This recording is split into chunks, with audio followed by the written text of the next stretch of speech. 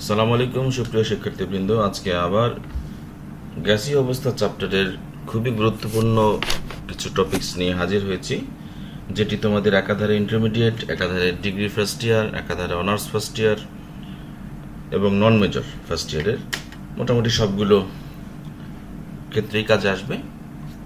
এখন আমরা যেটি দেখব সেটি হচ্ছে অণুর শক্তি বা এনার্জি কোয়ান্টাইজড বা কোয়ান্টায়িত, এই ধরনের একটি প্রশ্ন। অণুর শক্তি সম্পর্কে আমরা গত ক্লাসে জেনেছি এবং সেটি যে কোয়ান্টায়িত হয় সেটি আজকে আমরা দেখার চেষ্টা করব। তো অণু বা আণবিক শক্তি কোয়ান্টায়িত বলতে কি বোঝায়? এটা বোঝায় যে একটি অণুর মধ্যে যে শক্তি স্তরগুলি থাকতে পারে তা বিচ্ছিন্ন বা সুনির্দিষ্ট, কোনো ধারাবাহিক মানের নয়। তার মানে তা বিচ্ছিন্ন হবে এবং তা সুনির্দিষ্ট হবে এবং এটি কোনো নির্দিষ্ট ধারাবাহিকভাবে চলবে না। এর মানে হলো অণুগুলো কেবল নির্দিষ্ট পরিমাণে শক্তি শোষণ বা বিকিরণ করতে পারে, যেটি আমরা বোর পরমাণু মডেলের ক্ষেত্রেই পড়েছি এবং সেটিতে এত বিস্তরভাবে ছিল না, এখানে যেটি ব্যাখ্যা করা হয়েছে। অর্থাৎ একটি অণুতে পরমাণুরা যখন তার শক্তি স্তরকে পরিবর্তন করে তখন সে শক্তির সাথে সম্পর্কিত হয়। শক্তি যদি সে শোষণ করে তখন সে উচ্চ শক্তি স্তরে গমন করতে পারে এবং তা বিকিরণ করে আবার নিম্ন শক্তি স্তরে ফিরে আসতে পারে।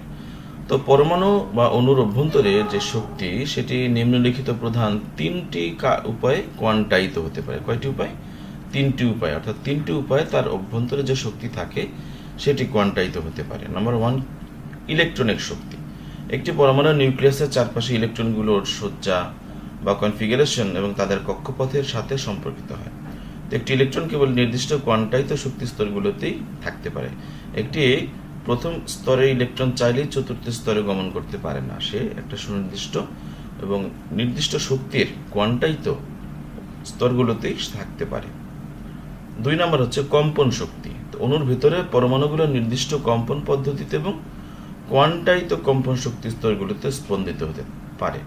তার মানে একটি নির্দিষ্ট শক্তি স্তরে যখন অণুরা থাকবে তখন সেও যখন কম্পিত হবে তখন সে একটি নির্দিষ্ট হারে কম্পিত হতে থাকবে।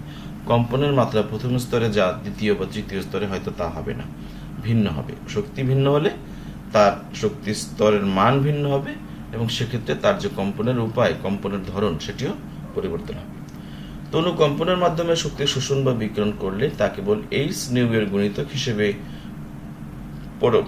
পরিচালিত হবে বা বিবেচনায় আসবে। তার মানে এইচ নিউ হচ্ছে তার গুণিতক, যেখানে এইচ হচ্ছে প্ল্যাঙ্কের ধ্রুবক এবং নিউ হচ্ছে কম্পাঙ্ক। আমরা এটা পড়েছি E=H নিউ, অর্থাৎ প্ল্যাঙ্কের যে সমীকরণ সেখানেই কিন্তু এর ধারণা দেওয়া আছে। তারপরে রয়েছে আবর্তন শক্তি। দেখো, অণুগুলো মহাশূন্যে নির্দিষ্ট কোয়ান্টায়িত আবর্তন গতিতে ঘুরতে থাকে।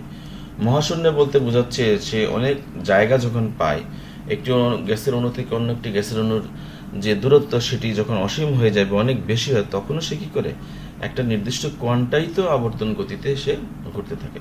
তো আবর্তন শক্তি নির্দিষ্ট কোয়ান্টায়িত স্তরে বিভক্ত। তার মানে দেখো, সে যখন আবর্তিত হবে তখনকার জন্য যে স্তর সেটিও কিন্তু আলাদা। তার মানে আবর্তন শক্তি স্তরের জন্য, আবর্তন করার জন্য আবর্তন শক্তি স্তর আলাদা, এবং সে যখন ধাপান্তরিত হয় সেজন্য ইলেকট্রনিক স্তর আলাদা, এবং যখন সে কাঁপতে থাকে, কম্পন উপায়ে থাকে, তখনও তার জন্য শক্তি স্তর আলাদা। তো আমরা এই তিনটা ধারণা থেকে বুঝতে পারলাম যে ইলেকট্রনিক স্তর থাকে, একইভাবে ভাইব্রেটিং স্তর থাকে, একইভাবে রোটেশনাল স্তর থাকে। এই তিন ধরনের স্তরের সমন্বয়ে আমরা একটি অণুর পরমাণুগুলোকে কম্পিত হইতে দেখি। ঠিক আছে? তাহলে এই ই বলি, ভি অথবা আর যেটাই বলি না কেন, প্রত্যেকটা ক্ষেত্রেই তার যে শক্তি সেটি কিন্তু কোয়ান্টায়িত থাকে, নির্দিষ্ট থাকে। এটি চাইলেই চেঞ্জ করা সম্ভব নয়, একটি নির্দিষ্ট হারে এটি পরিবর্তিত হয়। এজন্য বলেছে সংক্ষেপে যে অণুর শক্তি কোয়ান্টায়িত হওয়ার শর্ত অণুর শক্তি ধাপে ধাপে পরিবর্তিত হয়। অণুর শক্তিগুলো কি হবে? তার ধরন অনুযায়ী ধাপে ধাপে পরিবর্তিত হয়। আশা করি বুঝতে পেরেছো তোমরা। এখন আমরা দেখব গ্যাস ও বাষ্পের মধ্যে পার্থক্য। গ্যাস ও বাষ্পের মধ্যে পার্থক্য। গ্যাস বাষ্পের কথা বলতে গেলে প্রথমেই আমাদের জেনে নিতে হবে সন্ধি তাপমাত্রার কথা বা সংকট তাপমাত্রার কথা বা ক্রান্তি তাপমাত্রার কথা।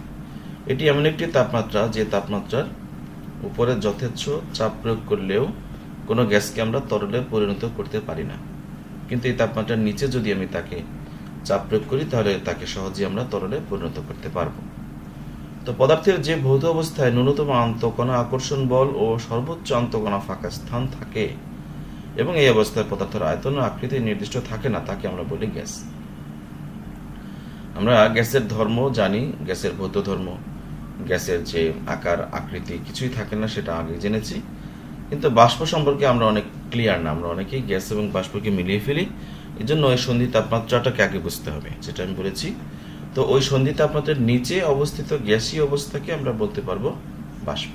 তার মানে সন্ধি তাপমাত্রার নিচে যদি কোনো গ্যাসকে আমি রাখি তাহলে তাকে আমরা বাষ্প বলতে পারবো, তার উপরে আমি তাকে বাষ্প বলতে পারবো না। তার মানে বোঝা গেল সংকট তাপমাত্রার নিচে কোনো একটা গ্যাসকে গ্যাসও বলা যাবে, আবার বাষ্পও বলা যাবে। কিন্তু সংকট তাপমাত্রা পার হয়ে যদি কোনো গ্যাস চলে যায় তখন তাকে আর বাষ্প বলা যাবে না, তখন তাকে শুধুমাত্র গ্যাস বলতে হবে। ঠিক আছে, উদাহরণ দিয়ে গেছে যেমন হাইড্রোজেন, অক্সিজেন, এগুলো হচ্ছে গ্যাস। আর গ্রীষ্ম প্রধান দেশে সাধারণ অবস্থায় কয়েকটি তরল পদার্থ যেমন পানি, ব্রোমিন, ইথানল এগুলোও যথাক্রমে উড়ে গিয়ে জলীয় বাষ্প হয়, ব্রোমিন বাষ্প হয়, ইথানল বাষ্প হয় এবং সেগুলি বাষ্প অবস্থায় বিরাজ করে, সেগুলো কিন্তু গ্যাসীয় থাকে না। তো সন্ধি তাপমাত্রার নিচে এনে চাপ প্রয়োগ করলে কেবলমাত্র গ্যাসগুলো তরল হয়ে যায়। যেমন কার্বন ডাইঅক্সাইডের 31.1 ডিগ্রি সেলসিয়াস রয়েছে, যে তাপমাত্রার নিচে আনলে এই গ্যাসকে সহজেই তরলে পরিণত করা যায়, কিন্তু এর উপরে কিন্তু এটা সম্ভব হয় না। আর এক্ষেত্রে বাষ্পের ক্ষেত্রে কি হয়, শুধু চাপ প্রয়োগ করলে অথবা শীতল করলে বাষ্প তরলে পরিণত হয়। ঠিক আছে, এখানে তাপমাত্রার কথা বলেনি। তার যেমন জলীয় বাষ্পকে শুধুমাত্র ঠান্ডা করলে বা একটু চাপ দিলে পরে তার অণুগুলোর কাছাকাছি চলে এসে তার তরলে পরিণত হয়ে যায় এবং সেটি জমে যায়। ঠিক আছে, এই হচ্ছে মোটামুটি আমরা ধারণা নিলাম যে গ্যাস এবং বাষ্পের মধ্যে আসলে সম্পর্ক কি বা পার্থক্য কি। আশা করি তোমরা ধরতে পেরেছো। তো গ্যাস বলতে তার আদর্শ গ্যাসের বৈশিষ্ট্য চলে আসে। আদর্শ গ্যাস, বাস্তব গ্যাস, এগুলো সম্পর্কে আমাদের অবশ্যই জানতে হবে।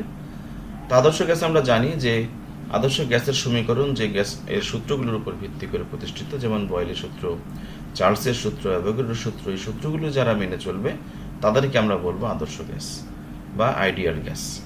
তো এই সূত্রগুলোর উপর ভিত্তি করেই তো আমরা এই সমীকরণটাকে এস্টাবলিশ করেছি, তাই না?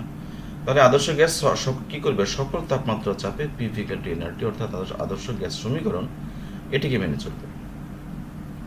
তার আরেকটি বৈশিষ্ট্য কি, স্থির তাপমাত্রায় আদর্শ গ্যাসের যে অভ্যন্তরীণ শক্তি থাকবে সেটি তার আয়তনের উপরে নির্ভরশীল নয়। দেখো এই সম্পর্ক দিয়ে আমরা একটা সমীকরণ আমাদের পড়তে হয়, এই সম্পর্কটি দিয়ে একটা সমীকরণ আমাদের পড়তে হয় যে d e by d v t equals to 0। তো এই সমীকরণে দেখো এই যে ই বা অভ্যন্তরীণ শক্তি, এটার সাথে কিন্তু আয়তনের কোনো সম্পর্ক নাই। এই জন্য এখানে বলা হয়েছে যে গ্যাসের অভ্যন্তরীণ শক্তি তার আয়তনের উপরে নির্ভরশীল নয়। আদর্শ গ্যাস সমূহ সকল তাপমাত্রা চাপে বয়েল, চার্লসের সূত্র এবং অ্যাভোগাড্রোর সূত্র খুব সঠিকভাবে অবশ্যই মেনে চলবে। আর আদর্শ গ্যাসের ক্ষেত্রে পি আর ভি এই দুটো গুণফল ধ্রুবক, যেটা বয়েলের সূত্রে আমরা জেনেছি। এবং এক্ষেত্রে ভি আর পি এর যে সম্পর্ক অনুযায়ী গ্রাফ হয়, এটিও তোমাদের ধারণায় অবশ্যই আছে এবং সেটি কিভাবে পরিবর্তিত হয় লেখচিত্র সম্পর্কেও আমাদের জানা আছে। আর চাপ অপরিবর্তিত রেখে গ্যাসের তাপমাত্রা 0 হতে যদি আমরা -273 ডিগ্রি কমিয়ে ফেলি তাহলে তাত্ত্বিকভাবে তার আয়তন কি হয়ে যাবে, 0 হয়ে যাবে। আর আদর্শ গ্যাসের ক্ষেত্রে ধরে নেওয়া হয় যে গ্যাসের অণুগুলোর মধ্যে কোনো আকর্ষণ বিকর্ষণ নেই, যেটিকে পরবর্তীতে ভ্যান ডার ওয়ালস তার ধারণা দিয়ে এটিকে বিচ্যুতি হিসেবে প্রতিষ্ঠিত করেছেন, সীমাবদ্ধতা হিসেবে প্রতিষ্ঠিত করেছেন। ঠিক আছে, এই হচ্ছে আদর্শ গ্যাসের বৈশিষ্ট্য মোটামুটি। আর বাস্তব গ্যাস সম্পর্কে তো তোমরা জানো যে বাস্তব গ্যাস আমরা যা দেখি সবই বাস্তব গ্যাস, আদর্শ গ্যাস বলতে আসলে কিছু নেই, এটি একটি অলিক ধারণা বা কাল্পনিক ধারণা মাত্র। তো এখানে আমরা আদর্শ গ্যাস এবং বাস্তব গ্যাসের যে পার্থক্য বেসিক এগুলো এখানে দেখানো হয়েছে, ম্যাক্সিমামই আমাদের জানা রয়েছে। যে এইমাত্র আমি যেটি বললাম যে আদর্শ গ্যাসের মধ্যে আকর্ষণ বিকর্ষণ নেই, কিন্তু বাস্তব গ্যাসের ক্ষেত্রে কিন্তু এটিকে ধরা হয় যে না আকর্ষণ বা বিকর্ষণ রয়েছে, নইলে তো আমরা গ্যাসের তরল অবস্থাকে পেতাম না, তাই না? তো আদর্শ গ্যাসের গ্যাস অণুগুলোর যে আয়তন সেটিকে অত্যন্ত নগণ্য ধরে বাদ দিয়ে দেওয়া হয়, কিন্তু বাস্তব গ্যাসের ক্ষেত্রে কিন্তু এটিকে বাদ দেয় না, সেক্ষেত্রে কার্যকরী আয়তন হিসেবে এটিকে বিবেচনা করে। আর আদর্শ গ্যাস সমূহের সংঘর্ষ সম্পূর্ণ স্থিতিস্থাপক। স্থিতিস্থাপক মানে কি, সংঘর্ষের পূর্বে এবং পরে তার আকার আকৃতি একই রকম থাকে, তার পরিবর্তন হয় না, তাহলে সেটিকে আমরা বলতেছি স্থিতিস্থাপক। আর বাস্তব গ্যাস এরূপ সংঘর্ষ যদি করে তাহলে সেটি স্থিতিস্থাপক নয়, তাতে কি হয়, তার শক্তির হ্রাস ঘটে বা তার আকৃতির বিকৃতি ঘটতে পারে। আদর্শ গ্যাস একটি কাল্পনিক ধারণা, কিন্তু বস্তু জগতে বিদ্যমান সকল গ্যাসই হচ্ছে কি বাস্তব গ্যাস।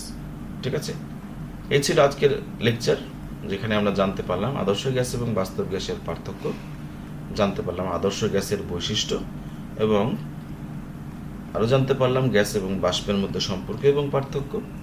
এবং সবার প্রথমে যেটা জেনেছি, এটা অত্যন্ত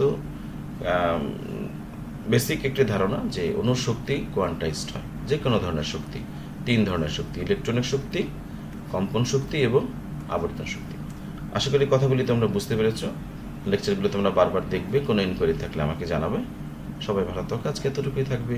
সবার জন্য শুভকামনা।